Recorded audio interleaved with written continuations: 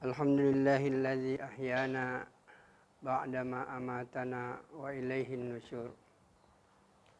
Asyhadu an la ilaha illallah wa asyhadu anna Muhammadan abduhu wa rasuluh la nabiyya ba'da. Allahumma salli ala hadzal nabiyil karim wa ala alihi wa ashabihi wa man tabi'ahum bi ihsanin ila yaumiddin. Qala Allah Ta'ala fi kitabihil karim wa huwa asdaqul qailin.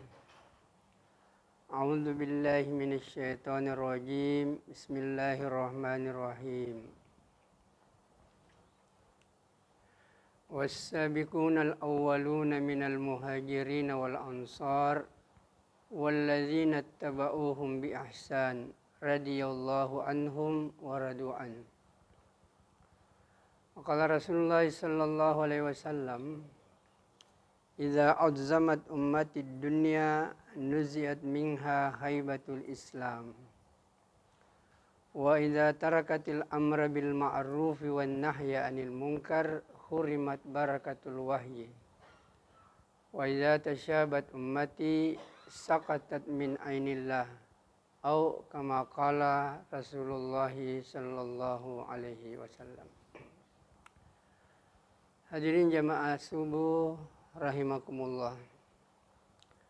Alhamdulillah, kita bersyukur kepada Allah Subhanahu wa taala, Allah yang menjadikan kita sebagai orang yang beriman.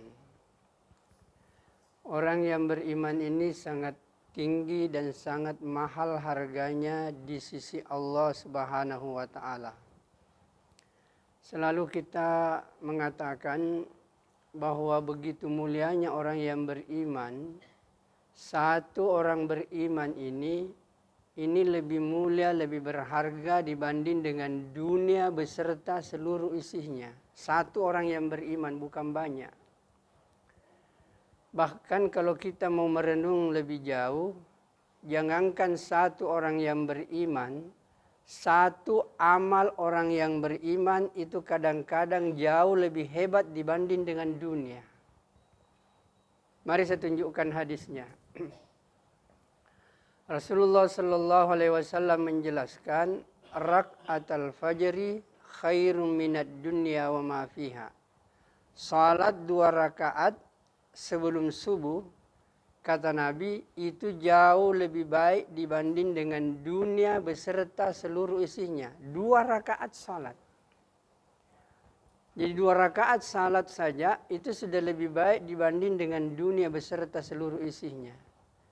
Tapi ini nggak bisa ditangkap dengan kemampuan akal. Akal tidak akan sampai ke sana. Yang bisa menangkap ini adalah kekuatan iman. Keyakinan terhadap apapun yang keluar dari mulut Nabi itu adalah pasti kebenaran. Jadi salat 2 rakaat ini lebih hebat daripada dunia ini. Sekali lagi itu hanya bisa diyakini dengan keyakinan. Tanpa keyakinan orang nggak akan percaya. Maka hadirin yang dimuliakan oleh Allah Subhanahu wa taala, maka perkara yang paling besar dalam kehidupan ini adalah perkara iman. Bagaimana yakin dengan kalimat la ilaha illallah. Hadirin yang mulia, Rasulullah sallallahu alaihi wasallam menjelaskan bahwa aku diutus dengan kalimat la ilaha illallah. Dan bahkan para nabi, kalau kita membuka lembaran-lembaran Al-Quran, semua para nabi ini diutus itu hanyalah untuk menyampaikan kalimat la ilaha illallah kepada seluruh manusia. Jadi Nabi katakan, aku diutus dengan kalimat la ilaha illallah, dan kepada kalimat la ilaha illallah aku disuruh menyeru manusia. Jadi aku disuruh untuk menyeru manusia agar manusia yakin dengan kalimat la ilaha illallah. Apabila manusia ini sudah yakin dengan kalimat la ilaha illallah, tidak ada susah dalam hidup. Orang ini susah dalam hidup, tidak tenang karena dia tidak meyakini sungguh-sungguh dengan kalimat ini.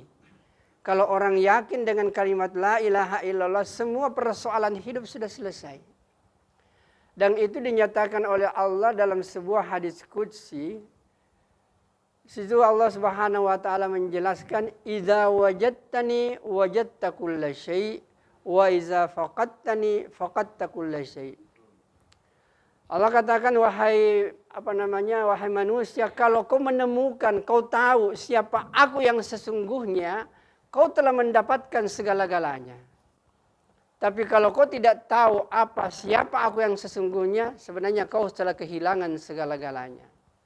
Maka hadirin yang mulia, persoalan pertama dan utama dalam hidup ini adalah persoalan yakin dengan kalimat la ilaha illallah. Tidak ada yang berhak disembah, tidak ada yang berhak dipuji, tidak ada yang bisa memberi manfaat dan mudarat, hanyalah Allah Subhanahu wa taala. Hadirin jemaah subuh yang dimuliakan oleh Allah Subhanahu wa taala. Mari kita lihat ketika kita bangun tadi, apa yang kita baca. Dan ini diajarkan oleh Nabi doa bangun tidur. Kelihatannya ini doa sederhana, tapi itu adalah kunci keyakinan. Ketika orang yakin dengan doa ini, maka insya Allah yakin dengan kalimat la ilaha illallah akan terpatri dalam dirinya. Kita baca doanya dan sederhana doanya ini. Alhamdulillahilladzi ahyana ba'dama amatana wa ilaihin nusyur. Dan bahkan Nabi katakan, orang yang tidak membaca doa ini ketika dia bangun, maka orang itu akan terbelenggu oleh syaitan sampai dia membaca doa itu. Jadi kalau ada orang yang kelihatannya agak malas, agak tidak semangat mengamalkan ini agama, kemungkinan besar salah satu penyebabnya karena dia tidak baca doa ketika dia bangun tidur. Karena dia diikat terus. Karena hadis Nabi mengatakan bagaimanapun juga, apa dia ulama, apa dia ustaz, apa dia kiai, apa dia seorang profesor doktor dalam bidang agama, kalau dia tidur pasti diikat oleh setan. Dan ikatannya akan ada 3. Ketiga ikatan ini hanya lepas dengan 3 amal. Yang pertama, ketika orang membaca doa, Alhamdulillahilladzi ahyana ba'dama amatana wa ilaihin nusyur, maka putus ikatan pertama. Dan ketika orang itu pergi ambil air wudu, maka hilang ikatan kedua. Dan ketika orang itu salat 2 rakaat, mau salat tahajud, mau salat subuh, mau salat sunat subuh, yang jelas setelah dia salat 2 rakaat, maka hilanglah itu ikatan. Jadi dengan 3 amal ini, doa, wudu, dan salat, maka ini menghilangkan semua ikatan. Nah, orang yang melaksanakan seperti ini dalam hidupnya, bangun tidur, baca doa, kemudian dia wudu, kemudian dia salat, maka dia sudah bebas dari ikatan setan pada hari itu. Makanya Nabi sangat menganjurkan dan ulama sangat menjelaskan bahwa kalau kita lupa ini doa, kapanpun kita ingat ini doa, misalnya tadi pagi kita tidak doa, kita lupa. Nanti siang-siang baru kita ingat, langsung baca itu doa. Kenapa? Supaya ikatan itu lepas dan kita enak untuk beribadah kepada Allah Subhanahu wa taala. Hadirin jamaah subuh rahimakumullah. Kemudian daripada itu mari kita cermati ini doa Pak. Sederhana ini. Alhamdulillahillazi ahyana. Segala puji bagi Allah yang menghidupkan, yang mematikan. Ini ada 2 nama Allah, tapi kenapa ini yang dipakai? Bukan Allah yang memberi manfaat, bukan Allah yang memberi mudarat, bukan Allah yang memberi kita kekayaan, bukan Allah yang memberikan kita rezeki. Kenapa hidup dan mati yang pertama di sini? Karena hidup dan mati inilah yang mencakup segalanya, Pak. Jadi yang mulia, kita bersyukur kepada Allah karena Allah masih menghidupkan kita pada hari ini setelah mematikan kita. Artinya, kalau Allah masih menghidupkan kita, masih terbuka peluang rezeki kita dijamin oleh Allah. Masih terbuka peluang untuk kita bahagia. Masih ada kesempatan untuk bersenang-senang. Makanya hanya dijelaskan ini hidup. Karena hidup mencakup segala-galanya. Kalau sudah dicabut kehidupan, kematian sudah tidak ada. Nggak ada lagi artinya semuanya. Hidup tidak ada artinya. Harta tidak ada gunanya. Pangkat tidak ada apa-apanya. Apabila kehidupan ini sudah berakhir dengan kematian. Makanya yang menonjol dalam doa ini adalah kehidupan dan kematian. Artinya manusia dalam hidupnya harus senantiasa berpikir bahwa hidup saya ini suatu saat nanti akan berakhir dengan kematian. Hadirin yang dimuliakan oleh Allah Subhanahu wa taala, kemudian daripada itu bukan hanya di situ, tapi intinya itu adalah di akhir itu. Wa ilaihin nusyur, kepadanya lah saya akan kembali. Inilah kontrol iman yang luar biasa. Jadi kalau orang betul-betul yakin dengan doa ini, wa ilaihin nusyur, kepada Allah lah saya akan kembali, dia yakin sungguh-sungguh dengan pernyataan itu, maka seluruh aspek kehidupannya pada hari itu berada dalam ketaatan kepada Allah. Kenapa? Karena dia yakin saya kembali kepada Allah. Saya ingin kembali kepada Allah. Jadi kalau dia yakin akan kembali kepada Allah, pasti dia akan mengingat ayat فَمَنْ يَعْمَلْ مِثْقَالَ ذَرَّةٍ خَيْرًا يَرَهُ وَمَنْ يَعْمَلْ مِثْقَالَ ذَرَّةٍ شَرًّا يَرَهُ. Dia ingat karena saya akan kembali kepada Allah, maka segala perbuatan yang saya kerjakan sekecil apapun saya akan lihat dan akan dibalas oleh Allah Subhanahu wa taala. Dan kalau saya berbuat kejahatan sekecil apapun, saya akan lihat nanti di akhirat dan akan dibalas oleh Allah Subhanahu wa taala. Jadi keyakinan bahwa kita akan kembali kepada Allah ini merupakan kontrol yang luar biasa untuk bisa menyebabkan kita bahagia dalam hidup ini. Maka hadirin yang dimuliakan oleh Allah Subhanahu wa taala, inilah pentingnya senantiasa kita mengulangi kalimat la ilaha illallah. Karena inilah diutusnya para nabi. Nabi Adam diutus dengan kalimat la ilaha illallah. Nabi Nuh diutus dengan kalimat la ilaha illallah. Nabi Idris diutus dengan kalimat la ilaha illallah. Nabi Isa pun begitu. Dan puncaknya adalah Rasulullah. Rasulullah mengatakan, dengan kalimat ini aku diutus, kepada kalimat inilah aku dipanggil untuk menyeru manusia dengan kalimat ini. Bahkan hadirin yang dimuliakan oleh Allah Subhanahu wa taala, saya pernah menghadiri pertemuan internasional, waktu itu dilakukan di Bangladesh, dan ini setiap awal bulan, awal tahun ini dilakukan. Itu kira-kira dihadiri sekitar 5 sampai 6 juta orang, Pak. Dan Bapak bisa saksikan ini, setiap tahun di awal Januari itu ada pertemuan umat Islam sedunia. Itu ada seorang ulama besar, hampir 2 jam dia dia ceramah, isinya hanya satu saja, sampaikan kalimat la ilaha illallah kepada seluruh alam. Bawa kalimat la ilaha illallah ke Eropa, bawa kalimat la ilaha illallah ke Australia, bawa kalimat la ilaha illallah ke seluruh dunia. Sebab kalau manusia sudah faham dan meyakini kalimat la ilaha illallah, persoalan kehidupan sudah selesai. Maka hadirin yang dimuliakan oleh Allah Subhanahu wa taala, jadi inilah yang harus kita masukkan dalam diri kita. Tapi apa maksudnya sebenarnya kalimat la ilaha illallah? Maksud sesungguhnya kalimat la ilaha illallah, kita harus mengeluarkan keyakinan-keyakinan dalam diri kita kepada makhluk. Artinya kita mengeluarkan keyakinan bahwa harta bisa membahagiakan, pangkat bisa membahagiakan, persoalan-persoalan keduniaan bisa membahagiakan. Tidak. Keluarkan semuanya itu bahwa yang bisa membahagiakan hanyalah Allah. Jadi keluarkan keyakinan kepada makhluk, ada yang bisa memberi manfaat dan mudarat, dan masukkan keyakinan hanya kepada Allah. Bahwa tidak ada yang bisa memberi manfaat dan mudarat, hanyalah Allah Subhanahu wa ta'ala. Maka kalau keyakinan ini sudah masuk, bahwa segala sesuatu adalah tergantung kepada Allah, innallaha ala kulli syai'in qadir. Allah mampu berbuat apapun yang dia kehendaki. Maka semua persoalan alam semesta ini ada dalam genggaman Allah Subhanahu wa ta'ala. Hadirin jamaah subuh rahimakumullah. Mungkin bapak-bapak dan saudaraku yang mulia, terlalu banyak nikmat Allah Pak yang kita nikmati ini. Saya mungkin bapak bangun tadi, kemudian pergi ke ke toilet. Kadang-kadang orang tidak berpikir, merenung. Bapak kalau masuk ke situ kan bisa buang air kecil, bisa buang air besar. Jangan dianggap air kecil dengan air besar itu sepele. Itu luar biasa Pak itu. Kalau air kecil saja tidak bisa keluar, betapa banyaknya orang menghabiskan uangnya berjuta-juta, bahkan bermiliar-miliar. Hanya karena gara-gara air kecil tidak bisa keluar.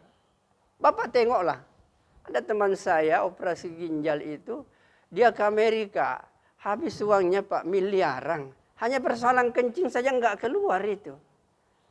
Bagaimana kita ini begitu duduk langsung keluar, ini nikmat luar biasa.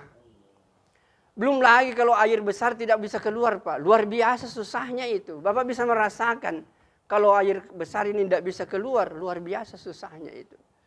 Maka hadirin yang mulia, semua perenungan-perenungan ini itu akan menghadirkan keagungan Allah. Menghadirkan kehebatan Allah dalam diri kita. Sehingga kita pasrah bahwa segala sesuatu yang terjadi dalam kehidupan ini mutlak di tangan Allah Subhanahu wa Ta'ala. Inilah makna la ilaha illallah yang harus kita ulang-ulangi Pak. Yang harus kita ulang-ulangi.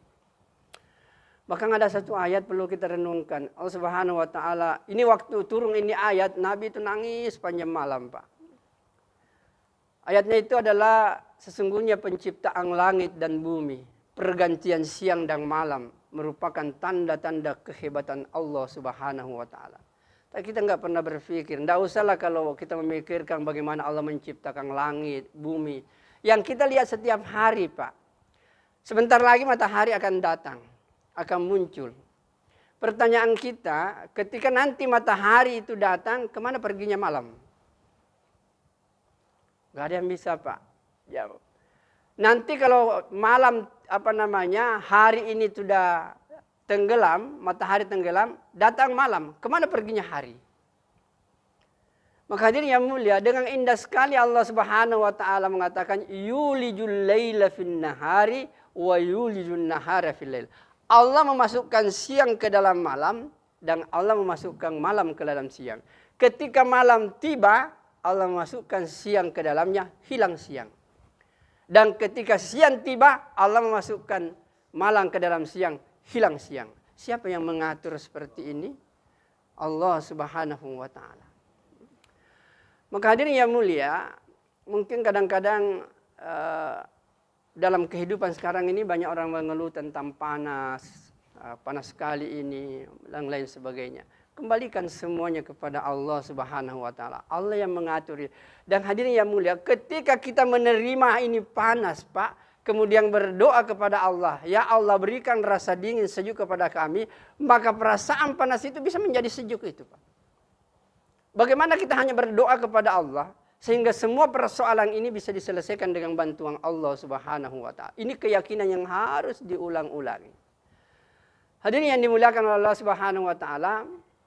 Jadi mungkin kita tidak berpikir, ini matahari Pak, kenapa cuma setengah hari kemudian datang malam lagi. Dalam Al-Quran dikatakan seandainya siang ini itu terus berlanjut beberapa hari dan Allah tidak kembalikan, bagaimana alam ini?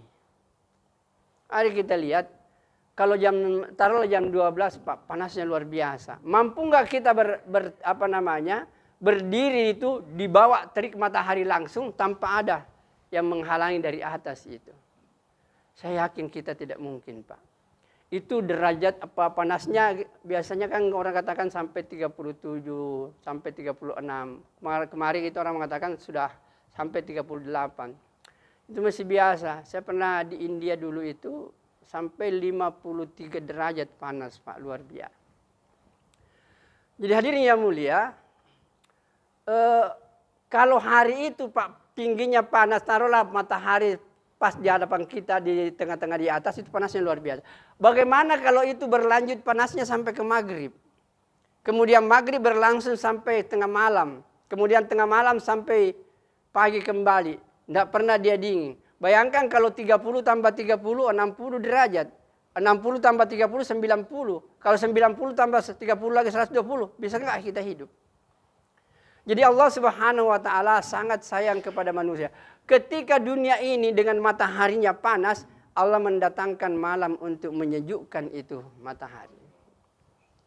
Seandainya tidak Pak, kita tidak bisa hidup dengan ini. Makanya Allah katakan, aku menjadikan siang untuk cari nafkah. Dan aku menjadikan malam untuk Anda istirahat. Itu petunjuk Allah dalam Al-Quran. Tapi karena kita tidak paham ini ayat, justru ketika malam sibuk mencari nafkah. Kalau siang siang justru istirahat mestinya. Di malam kita istirahat dan di siang hari cari nafkah. Kenapa hadirin yang mulia? Dalam beberapa keterangan ilmiah itu dikatakan bahwa kekebalan tubuh manusia ini Allah akan berikan ketika jam 1.11 sampai jam 3, Pak. Kekebalan tubuh Allah akan cucurkan kepadanya, tapi dia harus tidur dalam tidak ada cahaya. Nggak ada cahaya. Makanya Nabi SAW dalam tidurnya itu nggak pernah pakai cahaya, Pak, kalau tidur itu. Jadi kekebalan tubuh itu akan datang, ini menurut penelitian ilmiah, ketika orang tidur itu di malam hari mulai jam 11 sampai jam 3, tetapi tidak ada cahaya lampu. Maka hadirin yang dimuliakan oleh Allah Subhanahu wa taala, maka semakin terkuat ini. Beberapa hari yang lalu saya silaturahmi dengan seorang yang sudah mengambil S3. Dia bilang, luar biasa Ustaz, setelah saya pelajari struktur manusia, luar biasa ini. Ternyata Allah ngatur luar biasa. Saya sampaikan, itu ada pernyataan ilmiah bahwa manusia itu adalah makhluk mikrokosmos. Jadi kalau kita mau melihat keteraturan alam semesta ini, lihatlah keteraturan seorang manusia. Sempurna luar biasa itu, Pak. Bagaimana struktur-struktur dalam tubuh kita diatur langsung oleh Allah. Begitulah keteraturan alam semesta ini. Maka hadirin yang dimuliakan oleh Allah Subhanahu wa taala, maka kita bersyukur Allah mendatangkan malam sehingga bisa dingin. Seandainya dingin ini, Pak, terus berlanjut sampai besok, sampai maghrib, maka orang semua akan mati dengan kedinginan. Sekarang ini mungkin dingin sampai berapa derajat? 30 derajat. Kalau turun lagi menjadi 16 derajat, gimana keadaan? Turun lagi menjadi 0,5 derajat, bagaimana keadaan? Jadi Allahu Akbar, Allah Maha luar biasa ini mendatangkan malam, menciptakan siang, berganti agar manusia bisa hidup tenang dalam hidupnya ini. Hadirin yang dimuliakan oleh Allah Subhanahu wa taala, perlu kita pahami bahwa Allah berfirman, laqad khalaqnal insana fi ahsani taqwim. Aku menciptakan manusia ini dengan sebaik-baik bentuk. Tidak ada lagi bentuk yang lebih hebat daripada manusia.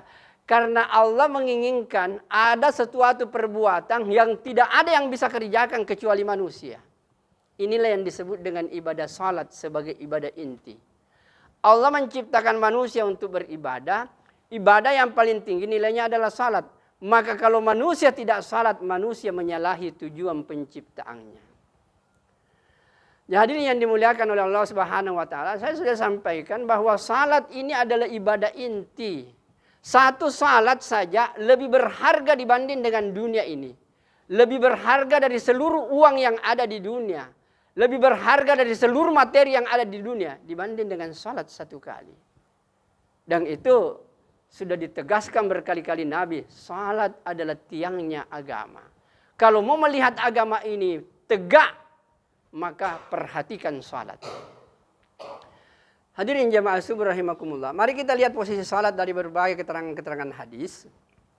Waktu Nabi Isra Mi'raj, berapa salat yang diberikan Nabi? 50, Pak. Seandainya 50 salat ini jadi, nggak ada yang bisa kita kerja. Dalam satu hari 24 jam. Jadi berarti kalau 50 bagi 24 jam, setiap 30 menit salat lagi. Setiap 30 menit salat lagi. Apa yang bisa dikerjakan, Pak? Nggak ada. Dari perjalanan dari rumah saja ke sini, sudah 30 menit salat lagi. Dan kita tidak tidur. Tidak mungkin kita tidak tidur. Sebagai manusia itu butuh tidur. Dan itulah bentuk kelemahan manusia karena dia harus tidur. Yang bentuk kehebatan itu kalau dia tidak tidur. Hanya satu saja yang tidak bisa tidur. Jangankan tidur, ngantuk pun tidak. Dialah Allah Subhanahu wa ta'ala. Maka hadirin jamaah subuh rahimakumullah. Jadi sebenarnya Allah ini sangat sayang kepada kita. Jadi salat. Kalau salat ini Pak dikurangi 8 jam berarti tinggal 16 jam. Kalau 16 jam ini yang jadi, seandainya itu yang jadi, maka setiap 20 menit kita salat lagi. Setiap 20 menit kita salat lagi. Dan seandainya ini yang jadi, tidak perlu kita kerja. Allah Maha Kuasa. Semua kebutuhan hidup kita pasti ditanggung oleh Allah Subhanahu wa ta'ala. Hadirin yang mulia, karena dunia ini adalah ujian, tempat ujian, maka Allah hanya mau menguji kita, betulkah kamu taat kepada aku? Maka hadirin yang dimuliakan oleh Allah Subhanahu wa taala, sebenarnya ulama menjelaskan sederhana, tidak ada yang paling perlu dijaga oleh umat ini kecuali menjaga salat. Kenapa? Karena Bang, pernah kita lihat itu ada di mobil stiker di belakang, dia tulis sebenarnya bekerja, berkebun, bertani hanyalah kegiatan untuk menunggu datangnya waktu salat. Jadi kita bekerja sebenarnya tujuannya adalah menunggu waktu salat. Jadi salat ini adalah segala-galanya. Makanya ketiga panggilan salat, apapun yang dikerja tinggalkan itu. Hadirin yang mulia, kalau kita kerja, ada nggak pernah orang kerja 1 jam dia kerja atau dia kemudian dia menghasilkan uang triliunan? Sangat susah. Tapi dengan 5 menit kita salat lebih mulia dibanding dengan dunia beserta seluruh isinya. Nah, maka hadirin yang dimuliakan oleh Allah Subhanahu wa taala, orang ini tidak faham. Kadang-kadang hanya urusan 50.000 dia tinggalkan salat. Hanya urusan 500 juta dia tinggalkan salat. Pernah ada teman, itu dia punya tender, kemudian tinggal panggilan untuk ditandatangani itu tender, tapi dia tidak pergi karena bersamaan dengan panggilan asang, dan itu ada tidak main-main 41,5 triliun misalnya. Kemudian panggilan asang dia tinggalkan itu. Orang mengatakan, kenapa? Orang Anda ditunggu. Saya bilang ini lebih penting daripada itu. Itu 1,3 triliun yang ini semua datang lebih hebat daripada seluruh uang yang ada di dunia. Hadirin yang mulia, ketika tidak jadi itu tendernya karena dia tembak, dia ketawa-ketawa, tersenyum-senyum saja. Tapi apa yang terjadi? Allah gantikan, jangankan 1,5 triliun, Allah kasih 15 triliun. Nah, maka hadirin yang dimuliakan oleh Allah Subhanahu, kalau keagungan salat Pak sudah masuk dalam diri kita, enggak ada yang kita perhatikan melebihi perhatian kita kepada salat. Inilah mutiara yang paling hebat. Inilah kekuatan dahsyat Islam. Apabila salat ini ditegakkan, apalagi dengan salat berjamaah. Maka hadirin yang mulia,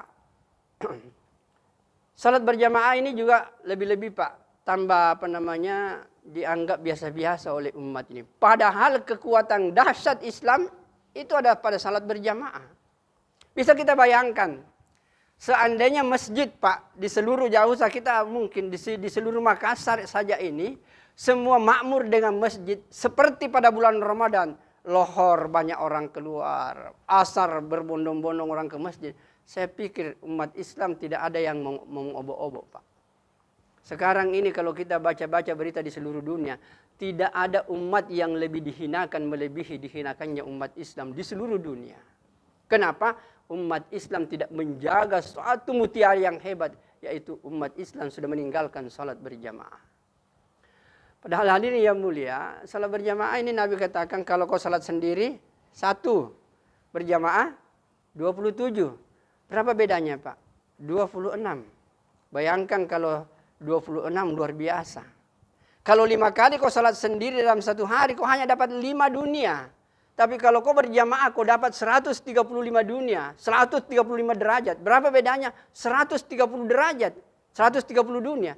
Cuma karena ini tidak masuk di akal, maka orang tidak terlalu perhatikan. Coba seandainya ada mengatakan, kalau kau salat sendiri dapat 1 juta rupiah, kalau kau berjamaah dapat 27 rupiah, tak buka itu akalnya?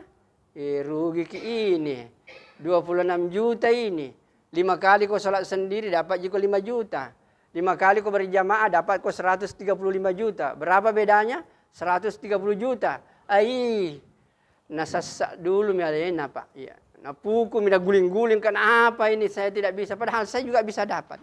Itu kalau masuk ke dalam yang masih masuk di akal. Tapi kalau dunia ini tidak masuk di akal. Dan yang namanya keyakinan, Bapak-bapak dan saudaraku yang mulia. Keyakinan itu seperti ini. Apa yang nampak yang kita lihat sekarang ini berupa bangunan, berupa keindahan dunia ini. Suatu saat Allah akan hancurkan semuanya.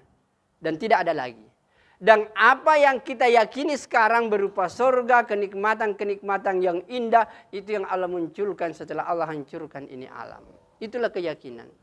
Ya keyakinan ini dunia akan hancur dan tidak ada apa-apanya. Kemudian apa yang dijanjikan Allah, apa yang dijanjikan Nabi, itu yang akan kita dapatkan nanti di akhirat. Hadirin yang mulia, untuk berapa lama kita hidup di dunia? Paling 60-70 tahun. Dan kalau terlebih 100 tahun bikin susah ji orang, Pak. Bikin susah ji orang. Kita sudah mau ditempu, kita mau diantar kiri kanan. Anak-anak saja sudah sibuk tidak perhatikan kita. Buktinya banyaknya orang-orang tua jompo dikasih masuk oleh anaknya ke dalam panti jompo itu. Karena dia tidak bisa urus. Jadi panjang umur juga tidak terlalu banyak gunanya, Pak. Jangan minta, ya Allah kasih kau umur 200 tahun. Percuma bikin susah orang. Jadi yang mulia cukuplah seperti Nabi katakan 60-70. Ada yang lewat 70 tidak seberapa. Yang kurang dari 60 tidak seberapa. Maka yang umur-umur 60 jangan kita sekarang. Jangan terlalu banyak berpikir macam-macam. Umur sudah kubur sudah di depan mata. Nah, maka hadirin yang dimuliakan oleh Allah Subhanahu wa taala, maka inilah yang perlu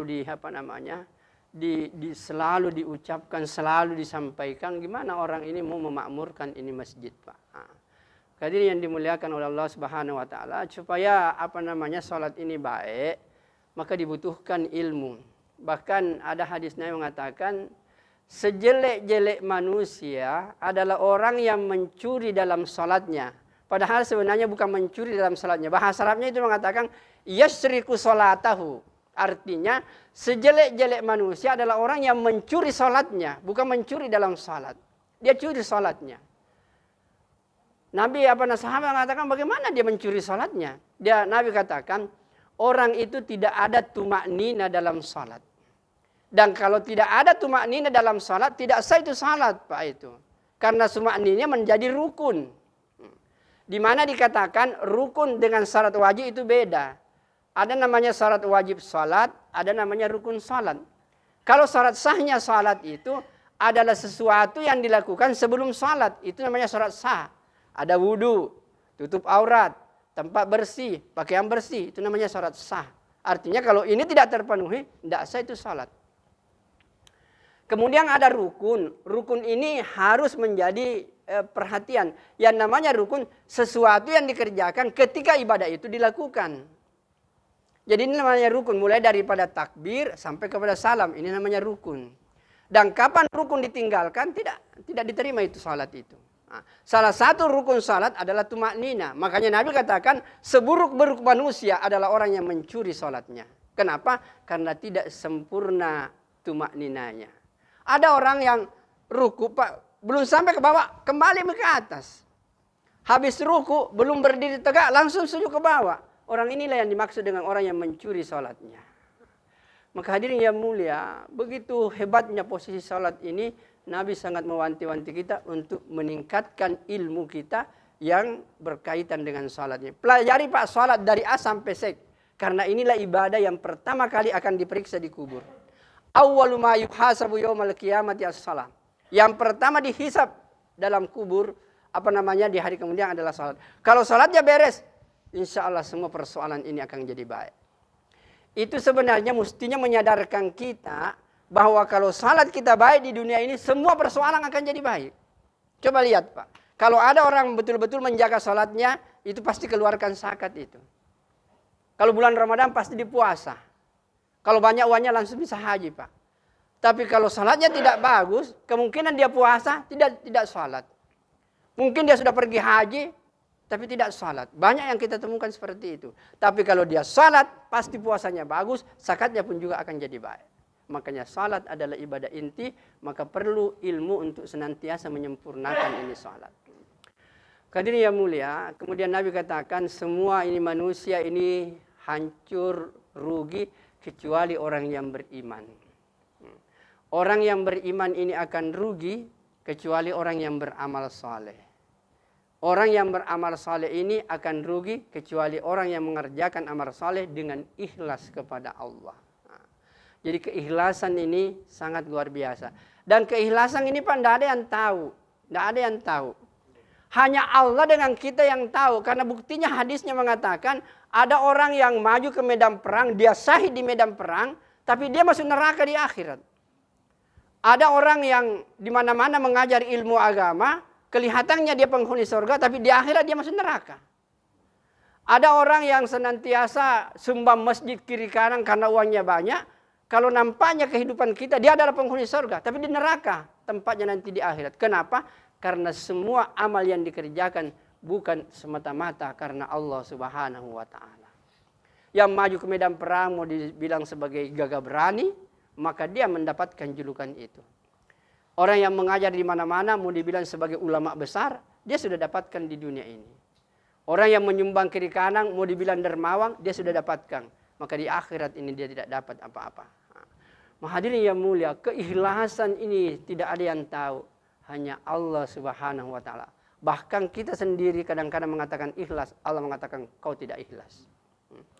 Maka hadirin yang dimuliakan oleh Allah Subhanahu wa Ta'ala, supaya ini jalan, Pak, maka tidak ada cara lain, harus setiap saat ini kita membicarakan tentang kehebatan Allah.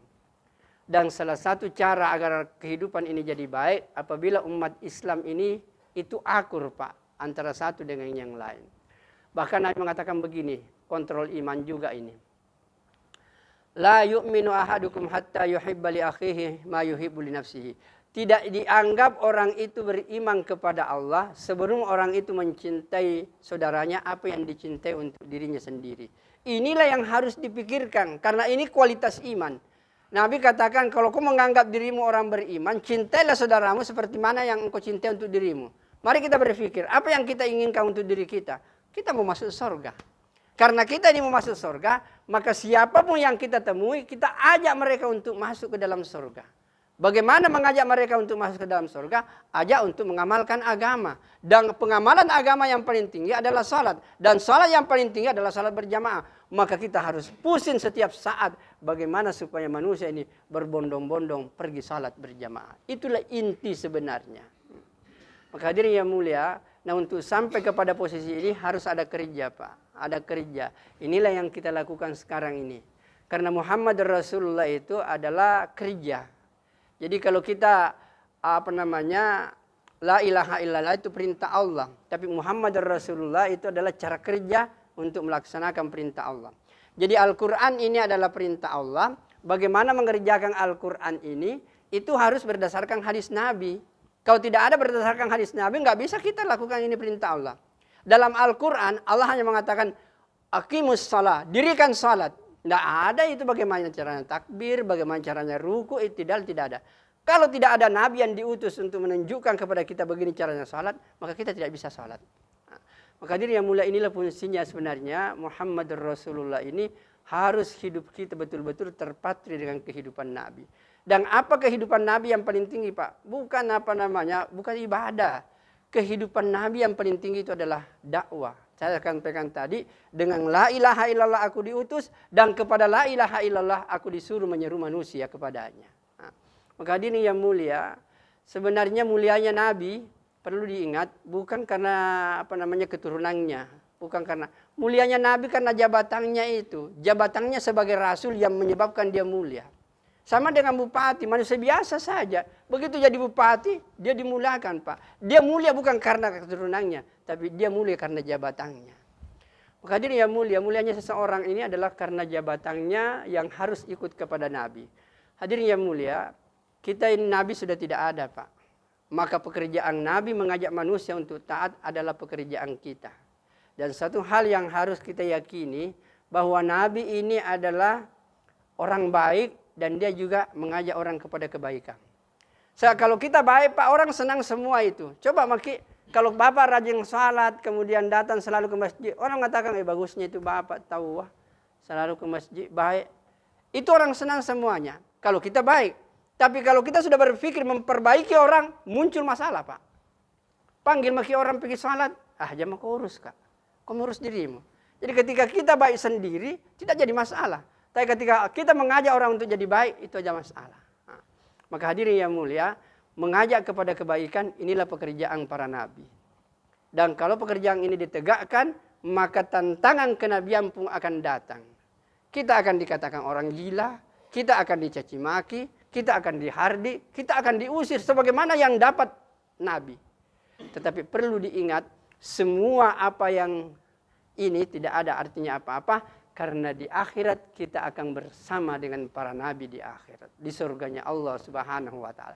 Inilah yang menyebabkan kita ini semangat. Karena kita yakin dengan mengikuti langkah-langkah nabi menyampaikan ini agama. Yakin dan percaya. Toh kalau kita tidak bisa berada persis di surga nabi. Paling sedikit dibawanya surganya nabi. Dan itu kenikmatan yang luar biasa. Hadirin yang dimuliakan oleh Allah Subhanahu wa ta'ala. Inilah mungkin yang bisa saya sampaikan. Apa yang saya sampaikan ini, kalau ada benarnya itu pasti datangnya dari Allah. Karena Allah lah sumber kebenaran. Toh kalau ada salah dan keliru di dalamnya, itu berasal dari kebodohan dan keterbatasan yang saya miliki. Yang jelas bapak-bapak kalau mau enak hidup dalam dunia ini, sederhana saja. Perbaiki hubungan dengan Allah. Harmoniskan hubungan dengan sesama manusia. Kalau kepada Allah kita baik, dan kepada sesama manusia kita harmonis. Itulah surga. Sebelum kita masuk ke surga yang sesungguhnya. Baik, kita tutup dengan doa kepada majelis. Subhanakallahumma bihamdika. Asyhadu an la ilaha illa anta astaghfiruka wa atubu ilaik. Assalamualaikum warahmatullahi wabarakatuh.